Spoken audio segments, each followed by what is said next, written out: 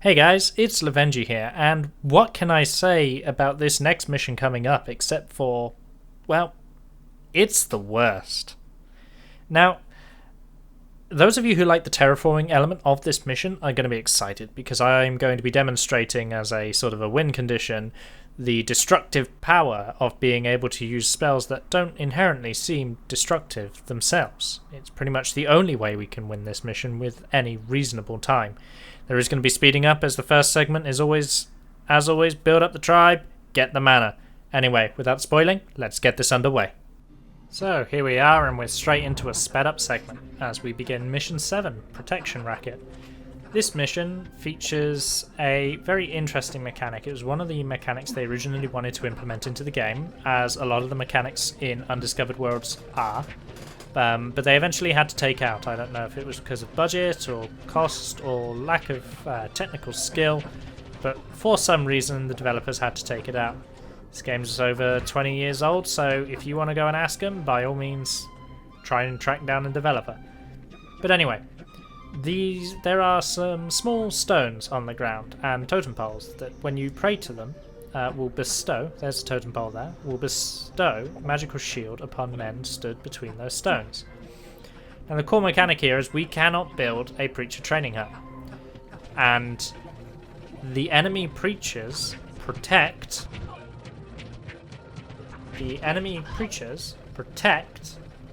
our preacher training hut from their assault. So first things first, we have to clear the way to our own preacher training hut so we can train our preachers. We then have to secure the totem pole so that the enemy preachers are not magically shielded, because for as long as we ignore the preachers, the enemy Matak will preach and keep them magically shielded, which makes them very difficult to clear out. And as you can see, they're very often replenishing those preachers. It's very important to the AI that they keep that patrol in place at all times. But otherwise, the main reason that this segment is being sped up is purely because it's another one of those missions that I intend to win through mana as opposed to tribes. You may be wondering why you're trying to win it with mana if they've got magical shield. And you'd be right, if not for the thing that makes this mission unique. For everything I hate about this mission, the design of the Matak tribe, if you've been watching my other videos and have a creative mind about you, is that, well, the Matak's tribe is very enclosed. And that's going to be very interesting for a mechanic I've talked about before, which is significant differences in elevation causes buildings to instantly explode.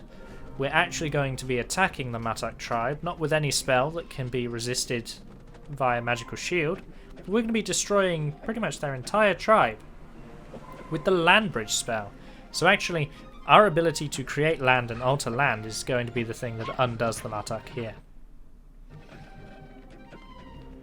The mission is designed in such a way that, as you can see, we've got very minimal destructive spells. And more importantly is we do not have spells that really protect us from magical shield. We don't have Swarm, we don't have Hypnotize, we don't have Swamp, and we have no Lava. So we have no way of actually getting a spell through the magical shield. It makes attacking them very, very difficult, because as soon as you start to march your army up, their advantageous high ground, as well as the sheer amount of population that they have, can make for a very difficult fight. Alternatively, you may notice the speeding up has stopped, and that is because our attack is going to begin. The speeding up cut out about 9 minutes of what was essentially just tribe building, so you haven't missed anything essential, and because it's speeding up, you still got to see it happen. Now, I'm actually going to do this quite poorly. Compared to the damage you can inflict a lot more with land bridge if you aim it better. But what you'll see here is a general premise. And this general premise is that you can basically undermine this entire tribe with well-placed land bridges, because from one edge to another, it's going to be steep enough that all of these buildings in these crevices are going to be destructible. And that's how we tackle this entire mission.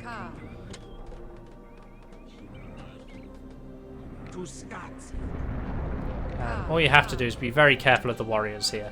Very specifically, hope that the warrior, as I've said before, the AI will always send one warrior. Hope that the warrior that they send to you isn't sporting a impressive and shiny magical shield.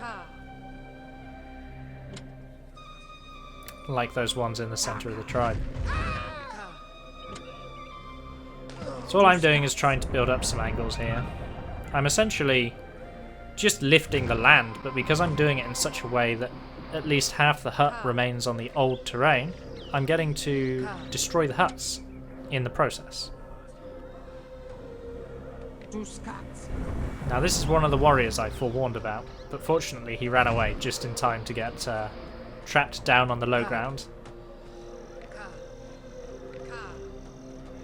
But with each land bridge we sort of close in the cliff a little bit. The AI will replace these, so it's important that you're prepared to act after you've done all of this damage. Or make your land bridges, and that's an example of it not being steep enough, because that Preacher Training Hut will now normalize itself. As you can see, it's starting to push the ground so that it is less stretched. So what I'm actually trying to do is encourage just part of it to slope up ever so slightly more, which deals the damage I need it to. If you're a better player, a faster player, something I didn't consider but I'm certainly aware of, is you could be training your followers at this exact moment. So as you're undermining their tribe, your attack should be ready pretty much the second you're done with their buildings. Instead I'm doing this one at a time, partly for the viewership of it, and secondly because I'm not good at this game. The whole 2 tasks, micromanaging, that's not a skill that I possess. Bit weird when you think I play RTS games, isn't it?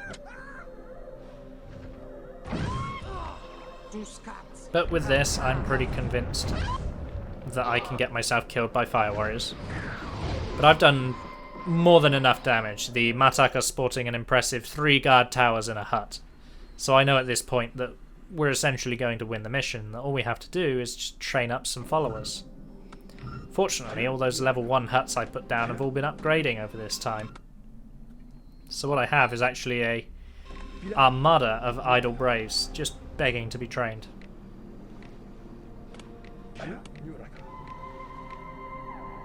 I get quite OCD when I play this game because I like to have all the huts upgraded to level 5, and it means that sometimes I actually play just that bit slower.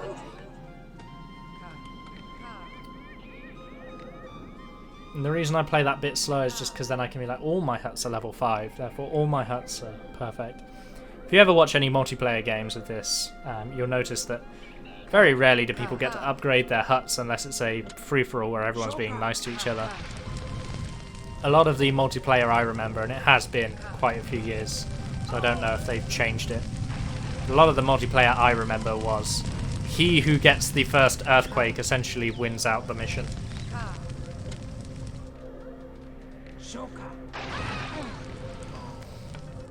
So I'm just trying to clean up now. The magical shield is still a problem, which is why we need the followers, really. Trying to get a good shot on some fire warriors. As we saw from my first death, they're kind of the major threat and or problem at this point.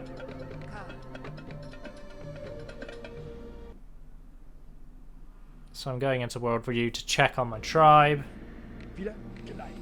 So, as I said, essentially this should be the point where you've already won the mission, but I decided to mess around just a little bit.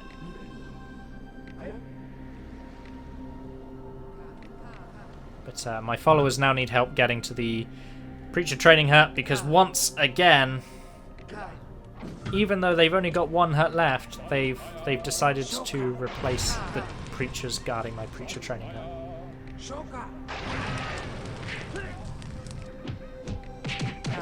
So they didn't read their books well enough, and now I get to train my preachers.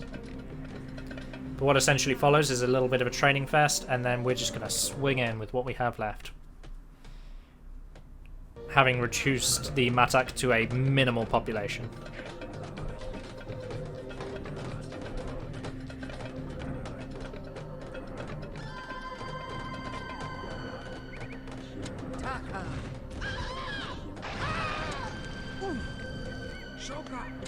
But it's always fun to just keep zapping the shaman, I think. So you can do this mission much quicker. First of all, speeding up helps. I think the original recording for this was about 24 minutes. Of course, we cut out 9 minutes worth of hut building. But also this huge gap here essentially could have been closed by what is essentially macro management. But a big part of this game for me is controlling the shaman and the destructive power of the shaman. So I often get distracted and forget that I have a tribe to manage because I'm too busy being a walking god. That's not me being arrogant, that's just an observation on the power of the shaman. Of course, those of you who've been paying attention to the Populous lore from the original game, we're not yet a god. That's the whole point of the original game, is to ascend to become a god. Take my eyes off of the tower for 1 minute, and they repaired it and put a shaman in it. This is the other reason why we don't just attack with men outright, because they've got access to a repertoire of spells that we do not. Things like Swarm that make it quite difficult to control an army. Once again, we're losing our shaman to just shenanigans. Sending in the preachers, read their books, tell a story.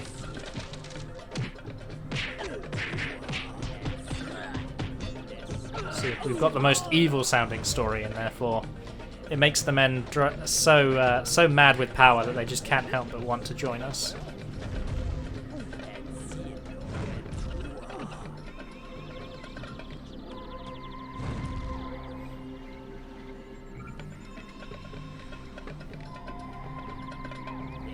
You shouldn't really underestimate the Fire Warrior Magical Shield combo. Ooh. One of the main reasons I don't use it is because of the amount of magical shield they have. It doesn't really help you break their tribe.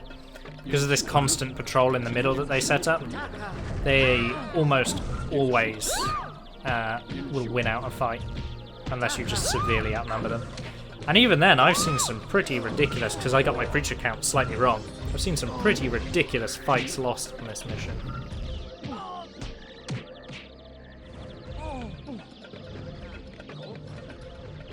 But all that remains is to close out this mission, so I'll be quiet for now.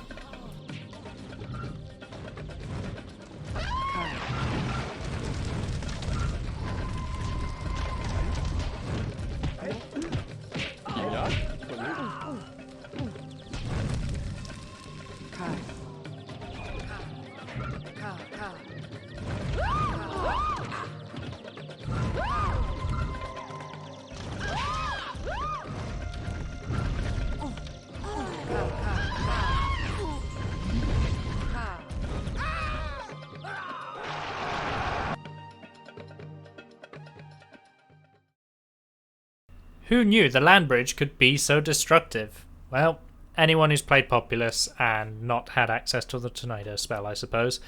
Anyway, that was Mission 7. I don't care very much for it. As always, like, comment, share the video, subscribe, let me know what you'd like to see me do in future videos. Bye for now.